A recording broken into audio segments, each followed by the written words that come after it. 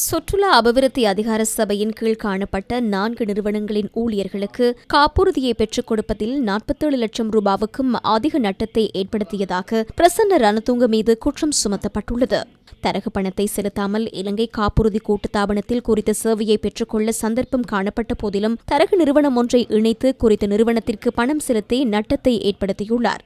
அது தொடர்பில் வாக்குமூலம் ஒன்றை பெற்றுக் கொள்வதற்காக இன்றைய தினம் லஞ்ச ஊழல் ஒழிப்பு ஆணைக்குழுவுக்கு பிரசன்ன ரணதுங்க அழைக்கப்பட்டிருந்தார்.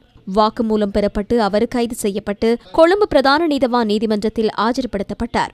2022 ஆண்டு டிசம்பர் கிடைக்கப்பெற்ற முறைப்பாட்டுக்கமைய விசாரணைகள் ஆரம்பிக்கப்பட்டதாக லஞ்ச ஊழல் ஒழிப்பு ஆணைக்குழு அதிகாரிகள் தெரிவித்தனர். தரகு நிறுவனத்தை இணைப்பதற்கு சுற்றுலா அபிவிருத்தி அதிகார சபையின் தலைவர் மற்றும் பணிப்பாளர் நாயகம் ஆகியோர் தொடர்பு படவில்லை எனவும் விசாரணை அதிகாரி சுட்டிக்காட்டியுள்ளார். இந்நிலையில் இருதரப்பு வாதங்களை ஆராய்ந்த நீதவான் பிரசன்ன ரணதுங்கவுக்கு பிணை வழங்குமாறும் உத்தரவிட்டார்.